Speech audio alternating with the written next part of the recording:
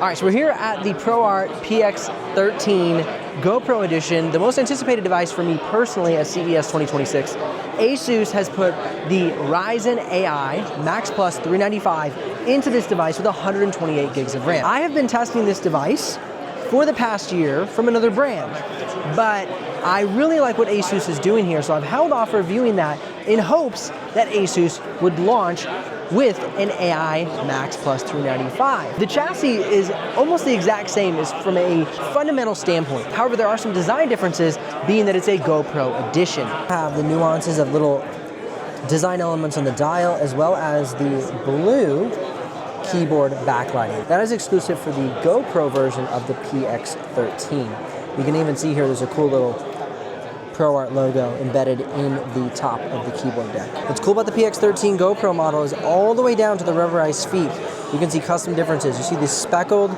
black and blue feet, or foot should I say, a foot here and a foot here on this version of the PX13. So again, all these little notes adding up. ProArt, GoPro, be the hero of your story. Little design differences between the standard PX13 and the GoPro model. I'm really excited about the Ryzen CPU. What's really cool about that is you can find it in two other devices here on the floor at CES 2026. One of those being the ASUS TUF A14.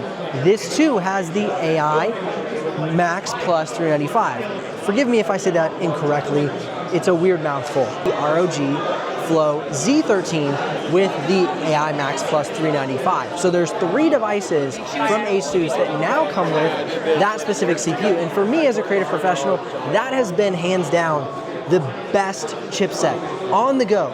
Great battery life, equal performance to a low TDP RTX 5070 or a high TDP RTX 5060. And so if you're a creative professional looking for the best on-the-go device with great performance, great build quality, great screen, and at a great price point, then either the PX13 or the ASUS TUF A14 is where you want to be looking in 2026, because the clamshell laptop that came out last year touting that specific chipset was about $4,000. They're now anticipating the PX13 to come in mid-$2,000, but definitely under $3,000. And so much more budget friendly comparatively to that device. And so for me here at CES, this was my most anticipated device, and I'm so stoked to see that they've launched this specific CPU SKU in multiple devices for hopefully multiple budget standpoints. That A14 is usually a fairly budget-friendly device. Now, I've had more content coverage here in the booth at ASUS